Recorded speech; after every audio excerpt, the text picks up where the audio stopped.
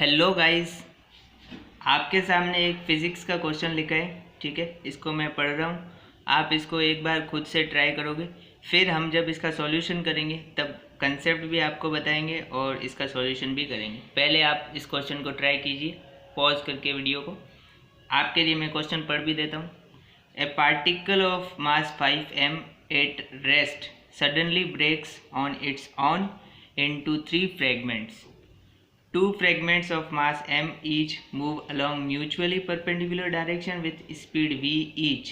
The energy released during the process is option A 3 by 5 mv square, option B 5 by 3 mv square, option C 3 by 2 mv square and option D 4 by 3 mv square. तो आप इस video को एक बार pause करके इस question को खुद से सॉल्व करने की कोशिश करें। उसके बाद हम कंसेप्ट को बताते हुए इस क्वेश्चन को सॉल्व करेंगे। आई होप कि आपने वीडियो को पॉज करके क्वेश्चन को खुद से ट्राई किया होगा। ठीक है, अब हम इसका सॉल्यूशन करने जा रहे हैं। देखिए, एक पार्टिकल है जिसका मास 5m है, जो रेस्ट पर था मीन्स उसकी इनिशियल वेलोसिटी क्या थी, 0 थी। अब वो ब्रेक्स ऑन इट्स ऑन, आप लैंग्वेज को ध्यान दीजिए, brake on it's on, it means उस पर कोई एक्सटर्नल फोर्स नहीं लगा, इंटरनल फोर्सेस के कारण ही उसके क्या हुए, ब्रेक हुआ। तो आपको पता है हम यहाँ पर लीनियर मोमेंटम कंजर्वेशन की बात करने जा रहे हैं, लीनियर मोमेंटम कंजर्वेशन कंसेप्ट की बात करने जा रहे हैं। ठीक है, इस कंसेप्ट को अपन देखेंगे। बेसिकली ये कंसेप्ट क्या होता है, हमारे पास एक फिजिकल क्वांटिटी होती है लीनियर मोमेंटम। लीनियर मोमेंटम एक फिजिकल क्वांटिटी होती है जिसको डिफाइन करते हैं अपन P = mv। ठीक है, वेक्टर क्वांटिटी होती है, ये वेक्टर क्वांटिटी होती है, इसका मैग्नीट्यूड ये होता है और डायरेक्शन क्या होती है, जो वेलोसिटी की डायरेक्शन होती है वही हमारे लीनियर मोमेंटम की डायरेक्शन होती है। ठीक है, तो यहाँ पर अपन न्यूटन का सेकेंड लॉ यूज़ करते हुए देखेंगे कि फोर्स क्या होती है। फोर्स बेसिकली होती है rate of change of momentum, rate of change of momentum. अगर किसी सिस्टम पे, इफ़ एनी सिस्टम, अगर कोई सिस्टम ले लिया, जैसे यहाँ पर हमारे पास ये सिस्टम है पूरा, पहले 5m मास का पार्टिकल था, वो ब्रेक हुआ, अब ये पूरा सिस्टम है। अगर if in any system external force system पर 0 हो जाती है, तो वहाँ पर ये वाली एक्सप्रेशन में जो हमारे लेफ्ट हैंड साइड में 0 हो जाएगा, लेफ्ट हैंड साइड में 0 हो जाएगा, मतलब dp चेंज इन मोमेंटम 0 हो जाएगा। चेंज इन मोमेंटम 0 होगा, इसका मतलब क्या है, जो हमारे पास मोमेंटम इनिशियली था वो मोमेंटम हमारे पास फाइनली भी बचना चाहिए। ये है इसका कंसेप्ट। ठीक है, इस कंसेप्ट के थ्रू, या अगर किसी सिस्टम पर नेट एक्सटर्नल फोर्स 0 होता है तो उस सिस्टम का लीनियर मोमेंटम कंजर्व रहता है। इसका मतलब ये नहीं है कि 0 रहता है, मतलब जो इनिशियली, जैसे इस केस में तो फॉर्चुनेटली 0 है, जो इनिशियल मोमेंटम रहता है वो फाइनल भी मोमेंटम रहता है। अब अपन आते हैं इस क्वेश्चन के सॉल्यूशन पर। हमारे पास एक पार्टिकल था जिसका मास था 5m। ठीक है, इनिशियल सिचुएशन में ये रेस्ट पर था, मतलब इसका इनिशियली इसकी वेलोसिटी क्या थी, 0 थी। इनिशियली इसकी वेलोसिटी क्या थी, 0 थी। ठीक है फिर उसके बाद क्या हुआ, इस पार्टिकल के 3 पार्ट्स हो गए, इस पार्टिकल के 3 पार्ट्स हो गए, 2 पार्ट्स हो गए m मास के ईच, जो एक दूसरे के परपेंडिकुलर v वेलोसिटी से चलने लगे। ठीक है, मैंने कंसिडर किया कि ये ऐसे चलने लगे, एक m मास का पार्टिकल v वेलोसिटी से ऐसे चलने लगा, एक m मास का पार्टिकल v वेलोसिटी से ऐसे चलने लगा। आप कैसे भी कंसिडर कर सकते हैं, क्योंकि क्वेश्चन में गिवन है कि म्यूचुअली परपेंडिकुलर डायरेक्शन में v स्पीड से वो चलने लगे। ठीक है, तो ऑब्वियस सी बात है, हमारे पास 5m मास का पार्टिकल था जिसके 3 पार्ट हुए, एक m का इस डायरेक्शन में चला गया v वेलोसिटी से, एक m डायरेक्शन का v वेलोसिटी से इस डायरेक्शन में चला गया। तो ऑब्वियसली थर्ड वाला जो पार्टिकल होगा वो भी कुछ वेलोसिटी से कहीं जाएगा। ठीक है, हम कंसिडर करते हैं इसका मोमेंटम, कंसिडर करते हैं हम वेलोसिटी। ठीक है, x में इसकी वेलोसिटी हम कंसिडर करते हैं vx और y में इसकी कंसिडर करते हैं vy। ठीक है, y में vy हमने मान ली, ठीक है, और x में vx मान ली।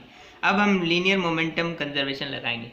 देखिए लीनियर मोमेंटम कंजर्वेशन एक वेक्टर क्वांटिटी है, तो आप इसको कंपोनेंट्स के थ्रू भी कर सकते हैं। मतलब जो एक्स में लीनियर मोमेंटम पहले था, बाद में भी एक्स में लीनियर मोमेंटम वही रहेगा, और जो वाई में लीनियर मोमेंटम पहले था वो वाई में भी, बाद में भी वाई में लीनियर मोमेंटम वही रहेगा, इजंट इट। अब हम यहाँ पर, ठीक है, साइन कन्वेंशन हम लेंगे, इस वाले डायरेक्शन को, इसको ओरिजिन मानते हुए इस वाले डायरेक्शन को हम पॉजिटिव लेंगे, ऊपर वाली को पॉजिटिव, नीचे वाली को नेगेटिव, ठीक है, और इस वाली को नेगेटिव। अब यहाँ पर हम देखते हैं इनिशियली एक्स में मोमेंटम क्या था। इनिशियली ये रेस्ट पर था, एक्स में भी रेस्ट पर था, एक्स में भी इसके पास कोई वेलोसिटी का कंपोनेंट नहीं था, तो इनिशियली इसके पास मोमेंटम था पी एम इंटू ज़ीरो। इसका इनिशियली एक्स में मोमेंटम हो गया ज़ीरो। वाई में देखते हैं, वाई में इसके पास इनिशियली मोमेंटम क्या था, सिमिलरली वाई में भी क्या था, ज़ीरो। अब मोमेंटम की बात करते हैं अपन फाइनल की एक्स में। तो एक्स में देखिए एक ये मास है जिसके पास एक्स में पॉजिटिव एक्स डायरेक्शन में इसके पास मोमेंटम है, तो हम इसको लिखेंगे इसका एक्सप्रेशन एम वी। और ये 3m मास का है, इसके पास एक्स में है, ठीक है, चूँकि वेलोसिटी अपन ने नेगेटिव कंसिडर करी है, 3mvx, ठीक है। धीरे धीरे आपको भी ग्रिप आ जाएगी, तब आप मतलब मैंने ये अपोजिट इसकी वेलोसिटी क्यों मानी है, आप इस डायरेक्शन में भी इसकी एक्स की वेलोसिटी ले सकते हैं। लेकिन ऑब्वियस ही बात है, देखिए इसका मोमेंटम मैंने इधर माना है, तो इसका मोमेंटम इसको इस डायरेक्शन में लेकर आना पड़ेगा, तभी तो मोमेंटम दोनों क्या होंगे, कैंसिल, क्योंकि वेक्टर क्वांटिटी है, इजंट इट। उसके बाद वाई में देखिए, वाई में हमारे पास मोमेंटम क्या है, इस वाले का है एम वी, और इस वाले का -3mvy। अब देखिए एक्स वाले का इनिशियल और फाइनल इक्वल कर देते हैं, और वाई वाले का इनिशियल और फाइनल क्या कर देते हैं, इक्वल कर देते हैं। एक्स वाले का करेंगे तो हमारे पास क्या आएगा एक्सप्रेशन, mv - 3mvx = 0। यहाँ से इस एक्सप्रेशन को अपन सॉल्व करेंगे तो हमारे पास vx की वैल्यू क्या आ जाएगी, v/3, ठीक है, आप सॉल्व कर लीजिएगा। सिमिलरली देखिए vy भी क्या आ रही है, v/3, ठीक है। हमको क्वेश्चन में क्या पूछा है, the energy released during the process, मतलब पहले इसके पास क्या थी, एनर्जी क्या थी, ज़ीरो। पहले इसके पास एनर्जी क्या थी, ज़ीरो। अब इसके पास एनर्जी क्या क्या आ गई है, देखिए अब इसके पास जो है एनर्जी क्या क्या आई है, वही तो एनर्जी रिलीज हुई, जो एनर्जी इनको इम्पार्ट हुई वही तो एनर्जी रिलीज हुई, ठीक है। इस क्या कहते हैं, इसको एक्सप्लोजन कहते हैं, इस एक्सप्लोजन में यही तो एनर्जी रिलीज हुई जो उनके पास काइनेटिक एनर्जी में ट्रांसफ़र होगी। देखिए इस वाले मास के पास एनर्जी 12mv², सिमिलरली इसके पास देखिए 12mv², ठीक है। इस वाले मास की या तो आप इसका रिजल्टेंट निकाल सकते हैं, ठीक है, इसका रिजल्टेंट निकाल के, या आप इंडिविजुअली भी इनकी कंपोनेंट के थ्रू भी एनर्जी का सम कर सकते हैं। जैसे मैं कंपोनेंट के थ्रू ही कर रहा हूँ, इसकी एनर्जी क्या हो जाएगी, 12 इंटू इसका मास 3m इंटू इसका vx² means v²/3 plus similarly y में भी सेम हो जाएगी, तो इसी का ट्वाइस कर देते हैं या और जोड़ देते हैं ताकि आपको अच्छे से क्लियर हो। 12 into 3m into v² sorry v/9 होगा, v²/9 होगा, क्योंकि v/3 का स्क्वायर हो जाएगा ना, तो ये हो जाएगा v²/9, ठीक है।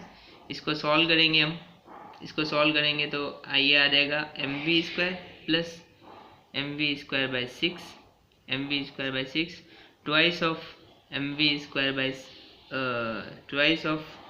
mv²/6, ये हो जाएगा mv²/3, mv²/3।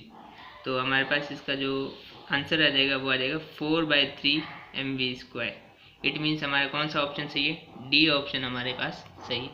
आई होप कि आपको कंसेप्ट समझ आया होगा। यहाँ पर कौन सा कंसेप्ट लगा है, लीनियर मोमेंटम कंजर्वेशन का लगा है, और यहाँ पर हमको काइनेटिक एनर्जी के बारे में पूछ रहा है, तो हमारे पास काइनेटिक एनर्जी का भी हमको पता रहना चाहिए। बेसिकली काइनेटिक एनर्जी का क्या कंसेप्ट है, जैसे कोई भी मास है, उसकी वेलोसिटी v है, उसका मास m है, तो उसके पास काइनेटिक एनर्जी क्या होगी, 12mv²।